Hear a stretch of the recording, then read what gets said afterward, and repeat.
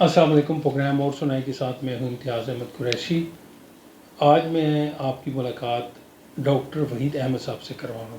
شاعری کے حوالے سے، نظم کے حوالے سے ایک بہت ہی اہم اور معتبر نام.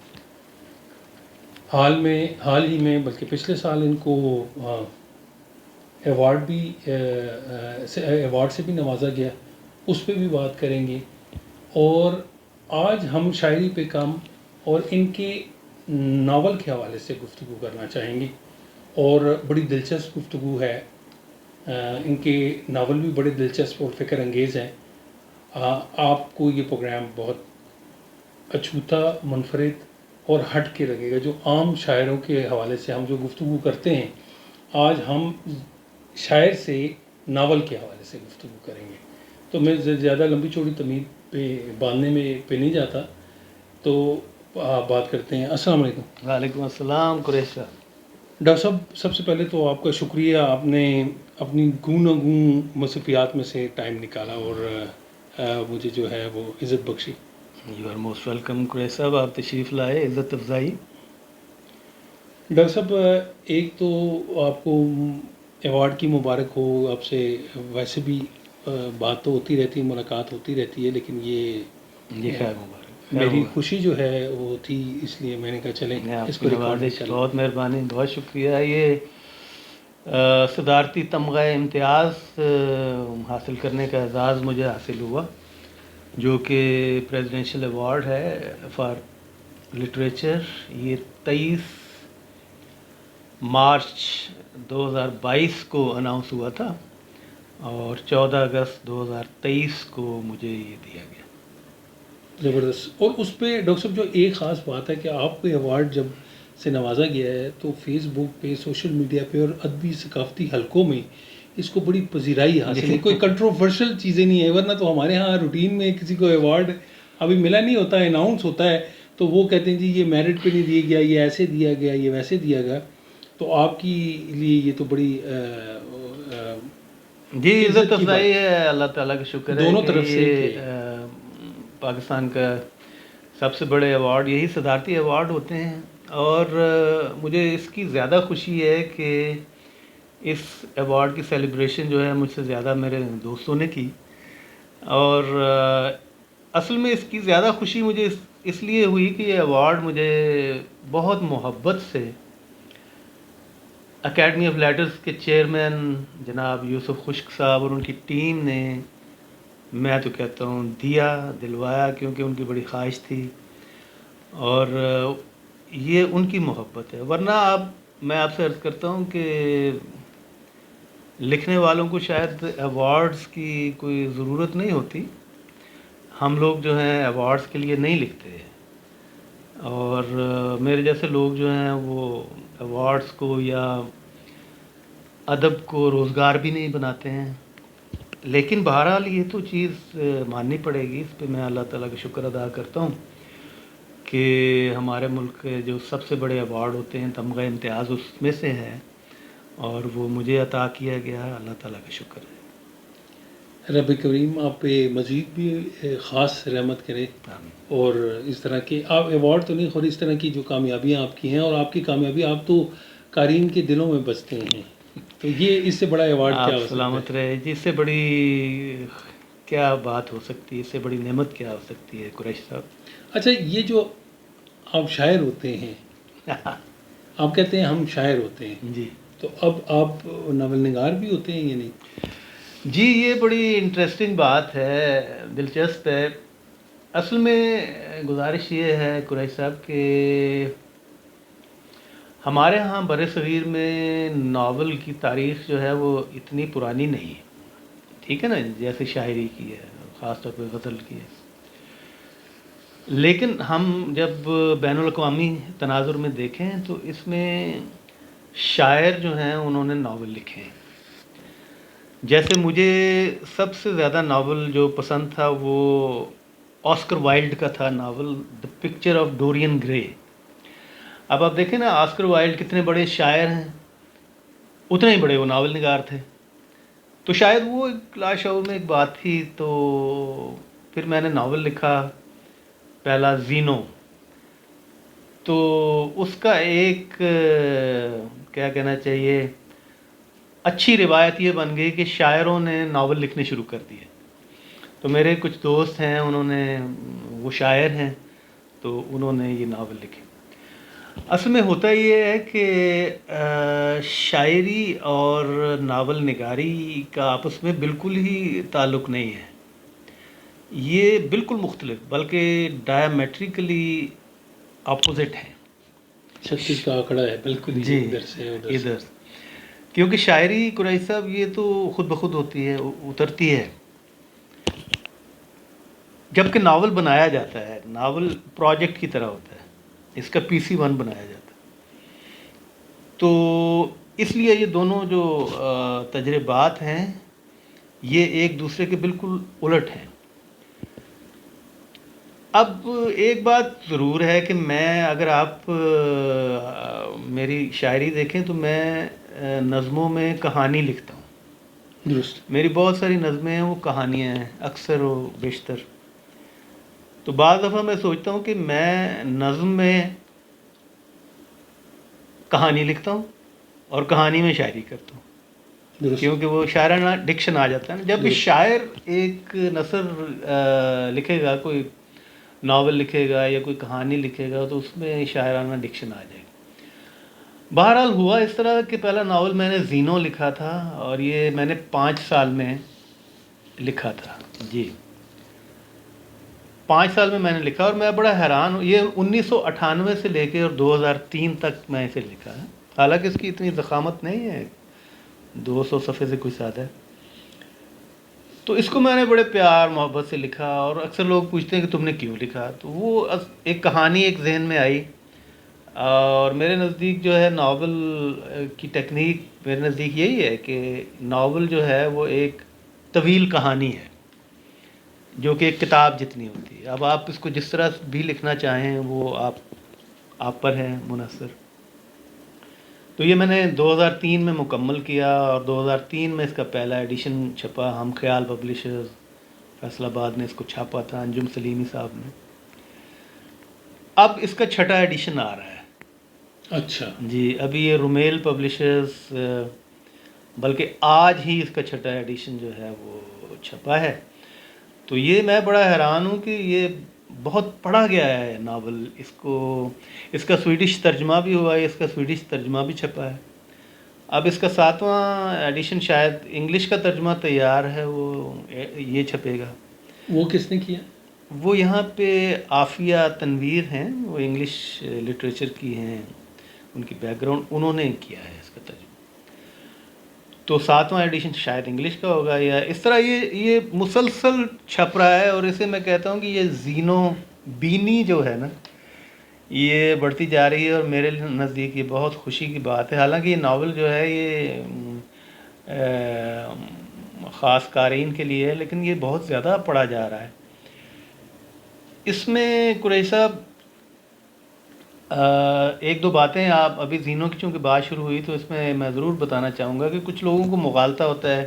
یہ زینو جو ہے یہ اگرچہ گریک یا سسلی کا ایک پرانا نام ہے. زینو مجھے اچھا لگتا تھا اس لیے میں نے رکھا. کئی لوگ کہتے ہیں کہ تم نے زینو کیوں نام رکھا؟ ظاہر ہے کہ جو نام آپ کو اچھا لگے گا وہی آپ رکھیں گے نا. اچھا یہ بھی بڑا دلچسپ سوال ہے. جی تو اس میں لوگ اس کو کنفیوز کر جاتے ہیں. جو 2 بڑے زینوز آئے ہیں نا تاریخ میں، ایک زینو آف ایلیم تھا، اور دوسرا جو تھا سٹوئسزم جس کا ہے، زینو آف سیٹیا. یہ دونوں زینوز کا اس سے کوئی تعلق نہیں ہے. لوگ اس کو کنفیوز کرتے ہیں اور گھسیٹ کے ادھر لے جانے کی کوشش کرتے ہیں کہ شاید یہ زینو آف سیٹیم ہے، شاید زینو آف ایلیا ہے. ایسی بات بالکل نہیں ہے. یہ جس دور میں یہ ناول لکھا گیا ہے، زینو کا کیریکٹر میں نے بنایا، اس وقت یہ دونوں زینوز موجود نہیں تھے. سکندر اعظم کے زمانے میں یہ نہیں تھے. اس چیز کو ذہن میں رکھنا چاہیے. ہمارے تجزیہ نگار جو ہیں وہ خام خواہ سے وہ ڈانڈے ملاتے ہیں کچھ کہ اس کو کسی طریقے سے کوئی تاریخی ریفرنس ملایا جائے، حالانکہ اس کی ضرورت نہیں ہوتی. Artificial intelligence. تو یہ زینو میرا خود ساختہ کردار ہے. یہ زینو میں نے خود بنایا ہے، یہ میرا زینو ہے، یہ تاریخ کا زینو نہیں۔ تو خوشی ہوتی ہے جب لوگ اس نثر کو بھی اپریشیٹ کرتے ہیں۔ ڈاکٹر صاحب کہانی ویسے تو ہم نے پڑھی ہے، قاری نے پڑھی ہے، اس کے بیک گراؤنڈ میں تھوڑا سا کچھ بتانا چاہیں گے کہ کیسے خیال ہے؟ دیکھیں خاکہ تو آپ نے بتایا، عرض کیا کہ خاکہ تو میرے ذہن میں تھا، پھر اس کو آپ نے جو ہے آگے دیکھیے یہ اپنا ایک 2500 سال کی تاریخ پہ پھیلا ہوا یہ ناول ہے، جو کہ سکندر اعظم اور ارسطو کے دور سے شروع ہوتا ہے اور پھر ہمارے دور میں آ کر ختم ہوتا ہے، اور یہ زینو کا کیریکٹر چلتا رہتا ہے۔ یہ اصل میں جو ہم کہتے ہیں کہ ہماری تہذیب بہت زیادہ ترقی کر گئی ہے، یہ اس کا ایک اینٹی تھیسس ہے۔ اصل میں آپ دیکھیے، اس کی زیادہ تفصیل میں نہیں جانا چاہیے، آپ ماشاءاللہ دانشور ہیں، کہ اس وقت 2023 کے ہم جولائی میں بیٹھے ہوئے ہیں اور دنیا کے جو حالات ہیں وہ آپ کے سامنے ہیں۔ مطلب معاشی حالات آپ دیکھ لیجئے، سماجی حالات دیکھ لیجئے، لوگوں کے ذہنی حالات دیکھ لیں، ان کے جسمانی حالات دیکھ لیجئے، تنزلی ہے ایک۔ تو یہ اس تنزلی کا غماز یہ ناول ہے کہ یہ کب سے شروع ہوئی اور تنزلی ترقی کرتی کرتی ہم تک کیسے پہنچی ہے، تو یہ اس کا بیان ہے۔ یہ ایک دانشور کا، میرا خیال، میں دانشور تم اپنے آپ کو خیر کیوں کہوں، ایک ادیب کا یہ ذمہ داری ہوتی ہے کہ وہ، میرا خیال ہے ادیب جو ہے وہ خالی شاعر یا ناول نگار، نثر نگار نہیں ہوتا، وہ تاریخ دان ہوتا ہے۔ چنانچہ وہ اپنی واردات بیان کرتا ہے تو اس کی ذمہ داری ہے کہ وہ اپنی تاریخ کو لکھے، جو وہ محسوس کرتا ہے اس کو لکھے۔ تو مجھے خوشی ہے کہ میں نے اس کو لکھا ہے۔ تو یہ وہ تھیسس جو کہ بہت ہم واشگاف الفاظ میں بڑی فخریہ پیشکش کرتے ہیں کہ انسان ترقی کرتے کرتے اس وقت ستاروں پہ کمند ڈال رہا ہے اور وغیرہ، یہ اس کا اینٹی تھیسس، یہ وہ حقیقت کا چہرہ دکھاتا ہے، آئینہ دکھاتا ہے کہ جناب جس کو ہم ترقی کہتے ہیں، دراصل وہ ترقی ہے معکوس ہے۔ تو یہ ناول اس پہ بیس کرتا ہے۔ اور دوسرا ناول بھی میرا جو مندری والا ہے، وہ بھی ایک یوٹوپین ناول ہے کہ انسان جو ہے وہ کس طرح ایلوژن ہوا اس ساری ترقی سے، اور پھر وہ کس طرح سے ایک ان لرن کرنا چاہتا ہے یہ علوم جو ہمیں سکھائے گئے، اور ان علوم نے ہمیں اس نہج پر لا کر کھڑا کر دیا ہے جہاں کہ انسان کو اپنی زمین معدوم ہوتی ہوئی نظر آ رہی ہے۔ تو یہ اس کو ان لرن کرنے کا پروسیس کیسے ہو سکتا ہے، مندری والا یہ کہتا ہے۔ تو اس طرح سے ایک شاعر جو ہے نا قریشی صاحب، وہ نثر بھی لکھ سکتا ہے، بلکہ میں نے جب زینو لکھا تو کچھ بڑے بڑے ناول نگار بڑے جذبز ہوئے، اور وہ بڑے ناراض، ایک دو تو ناراض بھی ہو گئے تھے کہ آپ نے ہمیں بتایا ہی نہیں اور آپ نے ناول لکھ لیا۔ تو یہ تو ہمارا میدان ہے، میدان کسی کا نہیں ہوتا۔ آپ ناول لکھیں، آپ نثر لکھیں، آپ شاعری کریں، اس میں تو کوئی وہ نہیں۔ کچھ لوگ کہتے ہیں کہ یہ ایک طویل نظم ہے، یہ ایسی بات نہیں ہے۔ اگر یہ نظم ہوتی تو میں نظم کہتا۔ اللہ تعالیٰ کا شکر ہے میں طویل نظم، میں کوئی بھی چیز آزاد نظم میں کہہ سکتا ہوں۔ یہ ناول ہے تو ناول لکھا گیا نا جی، تو یہ ہوتا ہے میرا خیال ہے۔ یا آرٹیفیشل انٹیلیجنس لوگ استعمال کر کے کہتے ہیں نا، پھر آج کل یہ بھی ایک ہے کہ جیسے آج کل اس ٹیکنالوجی کا بہت زیادہ استعمال ہو رہا ہے نا، کہ پڑھتے نہیں ہیں آپ، ان کو ناول دیں پڑھیں گے نہیں، لیکن آرٹیفیشل انٹیلیجنس کے بیس کے اوپر وہ اس کے اوپر سارا تبصرہ کر دیں گے، اور اس تبصرے کی نہیں، اس میں میں آپ سے آرٹیفیشل انٹیلیجنس میں یہ جو جی بی ٹی وغیرہ، جی بی ٹی 4، اس میں میرا ایک ذاتی خیال ہے، آپ نے یہ ایک سائٹ پہ کویسچن آ گیا، لیکن یہ بڑا آج کے دور میں بہت ہی پرٹیننٹ ہے۔ یہ ایک بہت بڑا بریک تھرو ہے اور میں اس کا ویلکم کرتا ہوں کہ، اور یہ بڑا اچھا ہے جب آئندہ دور میں، اور آئی وش کہ ایسا ہو کہ جب عدلیہ میں آرٹیفیشل انٹیلیجنس آئے گی، جب مقننہ میں آرٹیفیشل انٹیلیجنس آئے گی، اور جب انتظامیہ میں آئے گی، اور جب ڈاکٹرز اس طرح کے بیٹھیں گے، جب انجینئرز آرٹیفیشل انٹیلیجنس کے آئیں گے، ویسے تو کہتے ہیں گھر میں بیویاں بھی آ جائیں گی باہر، تو یہ بڑی اچھی ایک بات ہے۔ لیکن ایک جگہ پہ آ کے میں رک جاتا ہوں، اب وہ آپ اس کو خود غرضی کہہ سکتے ہیں یا جو بھی ہے، میرے خیال میں آرٹیفیشل انٹیلیجنس جو ہے اس کے ذریعے ہر چیز مینیج کی جا سکتی ہے سوائے شاعری کے۔ آرٹیفیشل انٹیلیجنس شاعری کے لیول پہ نہیں جا سکتی. یہ GPT-4 میں بیٹھ کے ہم لوگ نظمیں غزلیں صحیح بناتے ہیں، یہ قریشی صاحب یہ پیور کرافٹ ہے، یہ کرافٹ ہے، یہ ایک جسم ہے بغیر روح کے جسم ہے. چنانچہ میرا خیال ہے کہ شاعری، اچھا یہ میں آپ کو بتاؤں، جب میری پہلی کتاب شفافیاں آئی تو یہ 80s میں نے ایک نظم لکھی تھی، اس کے اندر بھی میں نے یہ آرٹیفیشل انٹیلیجنس اس وقت نہیں تھی تو اس کا میں نے ذکر کیا تھا کہ کمپیوٹر بھی شیئر کہے گا اور سخنور فارغ ہو جائیں گے.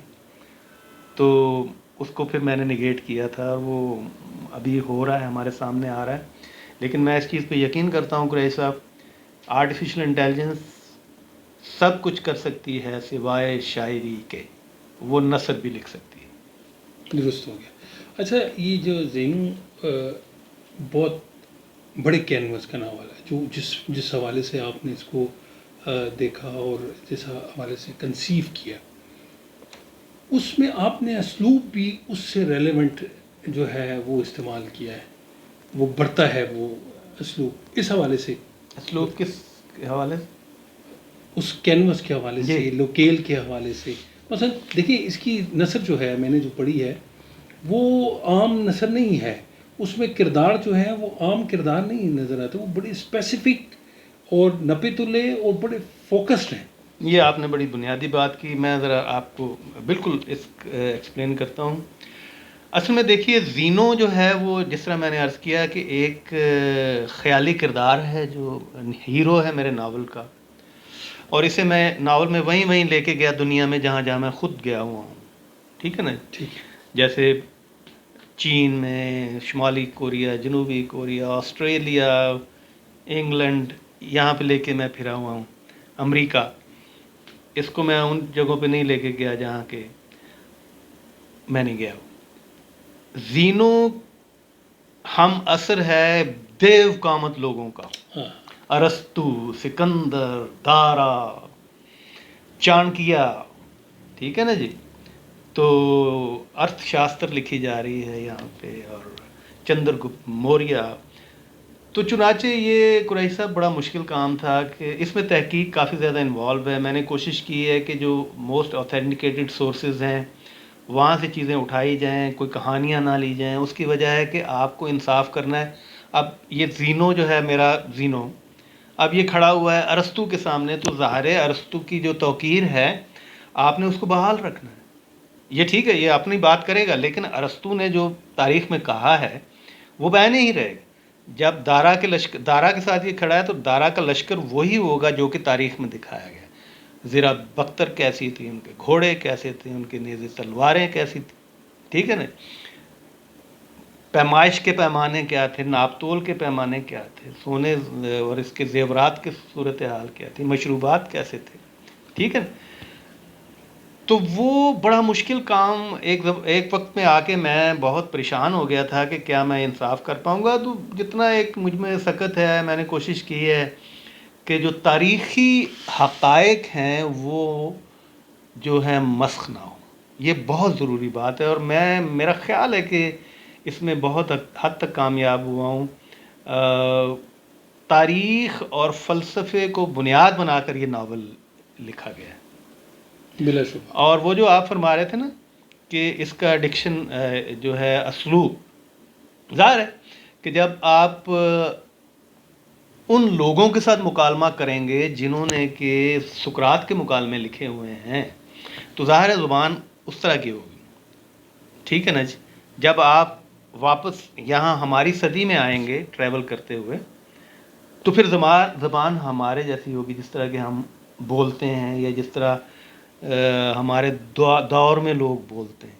تو یہ آپ کو یہ دو چیزیں جو ہیں ان کی ایک واضح تفریق آپ کو اس ناول میں نظر آئے گی. بہت خوب. چھٹا ایڈیشن ہے، تو اب آپ کیا سمجھتے ہیں؟ آپ کو فیڈ بیک بھی آ رہا ہوگا، تو کیا 7واں ایڈیشن یا 8واں ایڈیشن بھی آئے گا؟ اور کیا آپ کوئی دوسرا ناول کے لیے کوئی آپ پر تول رہے ہیں، کوئی موڈ بن رہا ہے، کوئی خاکہ ایسا، کوئی الہام کوئی اترا، کوئی خاکہ کہ دوسرا ناول بھی لکھو؟ قریشی صاحب میں آپ سے عرض کرتا ہوں کہ فیڈ بیک وغیرہ پہ میں تو بالکل یقین نہیں رکھتا.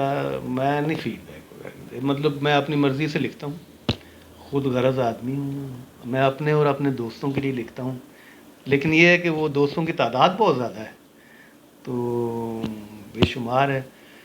تو یہ میں فرمائش پہ نہیں، فیڈ بیک پہ میں نہیں لکھتا ہوں. ٹھیک، یہ خود بخود سے چل رہا ہے زینو، اس کی میں نے کوئی پروموشن نہیں کی ہے. وہی میں کہہ رہا ہوں کہ 4-5 سال ہو گئے ہیں اور اس طرح سے ڈسکس نہیں ہوا تھا، اسی لیے تو آج ہم اس کو ڈسکس کر رہے ہیں کہ یہ اصل میں ڈسکس بہت زیادہ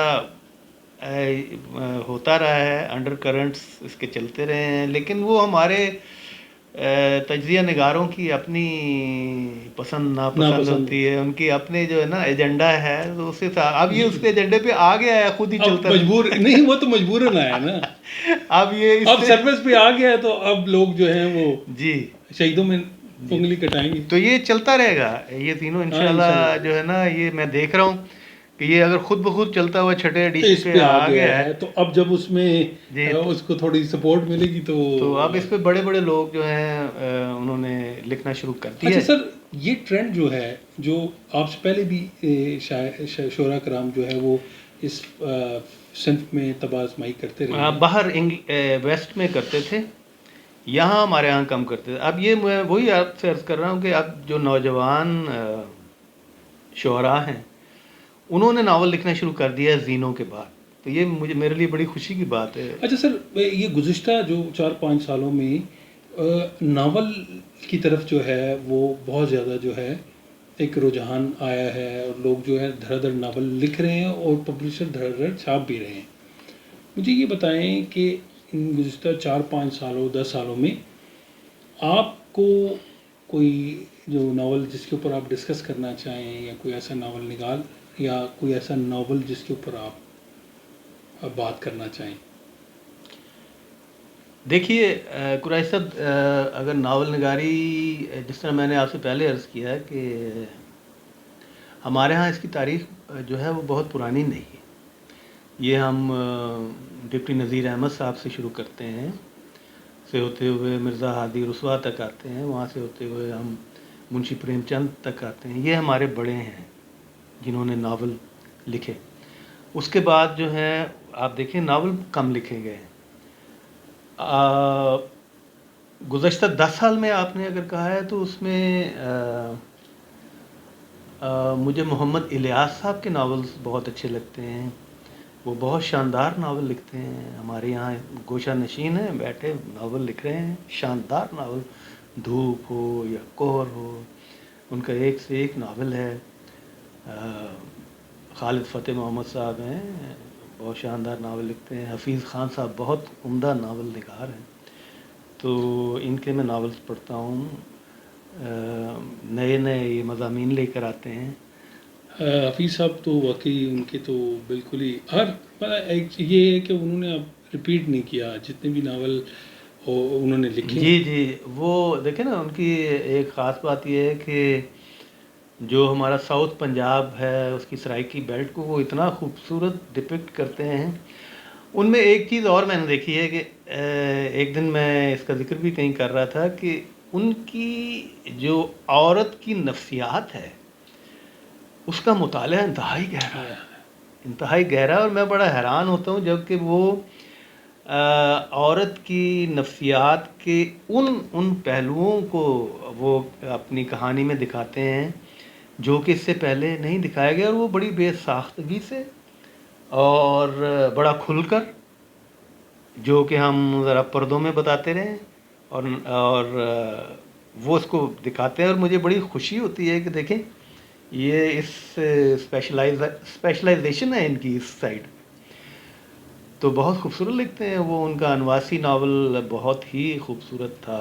حد ادھورے لوگ ہو گئے، وہ ہے کرک ناتھ ہے، یہ سارے ناولز بہت اچھے ہیں. سر ان کا ایک افسانہ ہے ناز و بگیلا.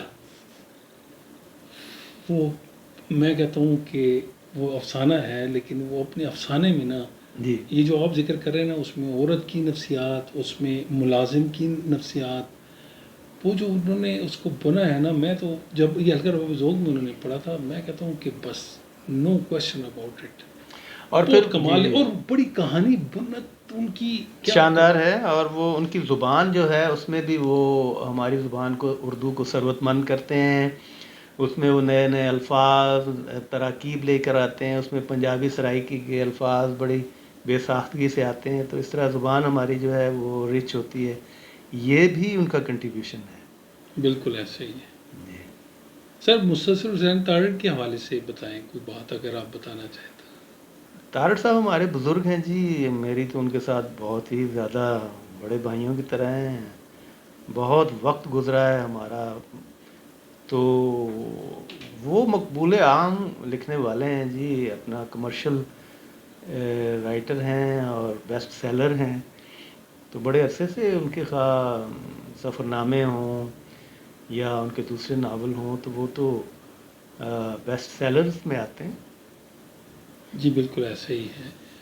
اچھا ڈاکٹر صاحب آپ کا دوسرا ناول جو ہے مندری والا، اس کے حوالے سے بتائیں. دیکھیے مندری والا یہ ابھی اس کا تیسرا ایڈیشن آئے گا، اپنا اس کو بھی رومیل تیسرا ایڈیشن لا رہے ہیں، رومیل پبلشر. یہ ہاں اچھا اب آپ دیکھیے یہ بڑے مزے کی بات ہے قریشی صاحب، وہ کہتے ہیں کہ یہ تو زینو سے نہیں ملتا. میں نے کہا بھائی یہ زینو نہیں یہ اچھا اس میں یہ بہت عقل مند بندے نے پوچھا ہوگا. تو اس میں ایک چیز مجھے اس کی خوشی بھی ہوتی ہے کہ میری 7 کتابیں جو ہیں نا وہ ایک دوسرے سے نہیں ملتی. اور کیوں ملے؟ دیکھیے نا، آپ نے ایک چیز لکھ دی، مثلا میں نے نظم کہہ دی کہ ہم شاعر ہوتے ہیں، تو بس کہہ دی. اب میں یہ ہم شاعر ہوتے ہیں کو میں ریپیٹ کرتا نظم جاؤں، نگار ہوتے ہیں، وہ ریپیٹ کہتے ہیں نظم نگار کرتا بھی جی. ہو نا. اسی طرح ایک ناول میں نے لکھا زینو، تو اب لوگ ایکسپیکٹ کر رہے تھے کہ یہ دوبارہ بھی کوئی زینو قسم کا لکھے گا. بھائی کیوں لکھے جب ایک دفعہ لکھ دیا بھائی؟ تو وہ انہیں تھوڑا سا شوق ہوا. اس کی وجہ ایک یہ بھی ہے قریشی صاحب کہ ہمارے ہاں آپ نے دیکھا ہوگا کہ ایک ہی طرح لکھنے کا رواج ہے. آپ ایک شاعر کو لے لیں، وہ ایک ہی طرح کی نظمیں لکھے جا رہا ہے، لکھے جا رہا ہے، لکھے جا رہا ہے. کیا وجہ ہے اس کی؟ وجہ پتہ کیا ہے؟ وہی ہے جو آپ آسانی ہے، وہ کمفرٹ زون ہے. کمفرٹ زون نہیں سر، جو آپ بات کر رہے تھے کہ آپ نے اپنی مرضی سے لکھنا ہے، فیڈ بیک پہ نہیں لکھنا. جی ان کو بالکل ان کو یہ ہوتا ہے کہ یار فرمائشی فرمائشی ہے نا، یہ پسند کریں گے لوگ، بس ٹھیک ہے جی. اس لیے ان کو یہ نہیں ہے کہ یار وہ کہتے ہیں کہ لوگوں کو پسند ہونا چاہیے، وہ مجھے فیڈ ہونا. بیک پہ یہ صحیح کہہ رہے ہیں. اچھا غزلیں وہ ایک طرح سے لکھے جا رہے ہیں، لکھے جا رہے ہیں، اور ان میں بہت بڑے بڑے شاعر آتے ہیں. مجھے حیرت بھی ہوتی ہے، وحشت بھی ہوتی ہے کہ بھائی آپ ایک چیز کو کیوں ریپیٹ کرتے ہیں؟ آپ نے کہہ دی. اچھا اس سے پہلے وہ چیزیں اساتذہ نے کہی ہوتی ہیں. بھائی آپ اساتذہ سے بہتر غزل یا تو کہیں تاکہ ہم آپ کے آگے ہاتھ چومیں، وگرنہ آپ مت کہیے. صحیح. اسی طرح اگر آپ نے کہانی کہہ دی ہے تو اب آپ دوسری بات لکھیں نا، ٹھیک ہے نا. اچھا جب یہ مندری والا آیا تو یہ شوق ہوا، کہتے ہیں یار یہ تو بالکل ہی. اور تو یہ مندری والا جو ہے نا قریشی صاحب، یہ جس طرح میں آپ سے پہلے عرض کر رہا تھا کہ یہ ایک یوٹوپین فضا کا ناول ہے کہ دنیا میں یہ میں نے ویسے آپ کو میں عرض کرتا ہوں کہ یہ میں نے جو مانسیرا کے پاس کالا ڈھاکہ کا علاقہ وہ بالکل ورجن ان ٹچڈ بیوٹی ہے، وہاں پہ لوگ نہیں گئے ہوئے، اسی لیے وہ قدرت نے، اللہ تعالیٰ نے اس کو حسن سے نوازا ہے. ویسی جگہ دنیا میں بہت کم ہے. اس کا نام ہے کالا ڈھاکہ. یہ میں نے اس پس منظر میں لکھا تھا کہ دنیا کے بہت سارے لوگ، جس میں کہ ہر مذہب، قبیلے، عمر کے لوگ جو ہیں، جو بہت ہی زیادہ پڑھے لکھے اور بہت گنی لوگ ہیں، وہ چھوڑ کے اپنا کام کاج دنیا ساری وہ آ کے اس پہاڑی پہ آباد ہو گئے ہیں کہ ہم یہاں پہ آ کے آرام کریں گے. ہم اس دنیا میں نہیں رہنا چاہتے جو ہمیں دی گئی تھی. ہم یہ سارے علوم ان لرن کریں گے اور یہاں ہم اپنی ایک دنیا بسائیں گے جس کے قوانین بھی ہمارے اپنے ہوں گے، جو کہ ان ریٹن ہوں گے اور وہ دل پہ لکھے ہوئے ہوں گے. تو یہ اس پس منظر میں لکھا ہوا ایک ناول ہے. اور پھر اس میں بھی ظاہر ہے جب انہیں پتہ چلا کہ ہیں یہ تو دنیا بھر کے لوگ بہت سارے جن کے اوپر دنیا چل رہی تھی پہلے، یہ تو سارے آگے یہاں پہ آباد ہو گئے. تو پھر وہ جو پیچھے پھرنے والے لوگ ہوتے ہیں نا، کوئی امریکہ میں، کوئی یہاں تو کوئی ادھر، وہ پھر پیچھے ان کے آ گئے تو انہوں نے بڑا برا ان کے ساتھ سلوک کیا تھا. تو خود کچھ بمبار بھی آ گئے تھے اور سارے پہنچ گئے تھے. تو مندری والا جو ہے یہ وہ کیریکٹر ہے، یہ ایک اینٹی ہیرو کا کیریکٹر ہے. مندری والا ایک انتہائی بھدا اور بدصورت انسان ہے باہر سے، اندر وہ اسی طرح سے اتنا ہی زیادہ فرشتہ ہے، اتنا ہی زیادہ خوبصورت ہے۔ تو یہ سچے لوگوں کی کہانی ہے کہ وہ لوگ جو کہ سچائی جن کے اندر ہے، وہ سارے لوگ خود بخود سے ایک پہاڑی کے اوپر جمع ہو گئے اور انہوں نے ایک چھوٹا سا شہر بسا دیا۔ سر کیا کیا کہانی، کیا مہربانی۔ کیا وہ تھیم ہے، جیسے جو آپ نے لفظ استعمال کیا ان لرن کرتے ہیں ان سارے لرننگ، سارے سارے علوم سے۔ ان لرننگ بہت مشکل کام ہوتا ہے قریش صاحب، ان لرن کرنا بہت ضروری ہے۔ یہ جو کچھ ہمیں سکھایا گیا ہے اس میں بہت ساری چیزیں انتہائی مضر ہیں، ان کو ان لرن کرنا بہت ضروری ہے۔ اور مندری والا، اگر کوئی مجھ سے پوچھے نا مندری والا کا ایک لفظ میں آپ تم بیان کرو کہ یہ کیا ہے، تو وہ ان لرننگ ہے۔ ہائے ہائے، کیا اچھا ہے، کیا اچھا ہے۔ ڈاکٹر صاحب آپ کی کلام سننا چاہیں گے ہم، اگر آپ عطا کریں تو۔ جی میں آپ کو پیش کر دیتا ہوں۔ نظم قریش صاحب، نظم کا عنوان ہے کولاج۔ یہ تین تین مصروں کی نظم ہے۔ اس نے مٹھی کے گلدان میں ٹہنی رکھی، پتیوں کے کنارے چمکنے لگے، پھول بھرنے لگے اور چھلکنے لگے۔ اس نے پاؤں دھرے گھاس کے فرش پر، پاؤں کا دودھیا پن سوا ہو گیا، سبزہ پہلے سے زیادہ ہرا ہو گیا۔ واہ جی، اور اس نے رحلے دہن پر سخن جو رکھا، کیا اچھا ہے جی، کیا اچھا ہے۔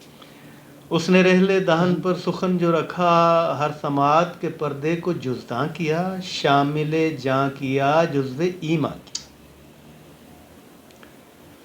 اور جب سلیٹ آسماں کی تپکنے لگی، اس نے بارش لکھی پور کے چاک سے، دستے نمناک سے، لمس بے باک سے۔ اور گیلے ساحل نے جب اس کے پاؤں چکھے، اس کے نمکی لبوں میں فطور آ گیا، بحر کو ذائقے کا شعور آ گیا۔ اور میں نے چٹکی صفوف شفق سے بھری، پھر پڑھا اس کی آنکھوں کی تحریر کو، بھر دیا کامنی مانگ کے چیر کو۔ اور اس نے بھادوں کے اپٹن سے چہرہ رنگا، قوس رنگی کو گردن پہ زیبا کیا، نرم سورج کی ٹکیا کو بندیا کیا۔ اور ہم نے شاخ شبستاں سے لمحے چنے، اس نے اجلی کلائی کو گجرا دیا، اور میں نے بحر تمنا کو بجرا دیا۔ تو یہ پیش خدمت ہے قریش صاحب۔ واہ جی واہ، بہت زبردست۔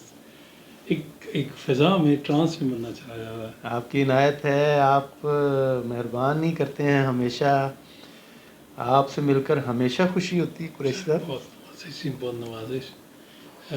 ہم خود آپ سے فیض لینے آتے ہیں، آپ سے، آپ کی شفقت ہمیشہ رہی ہے۔ سلامت رہیں۔ بہت شکریہ۔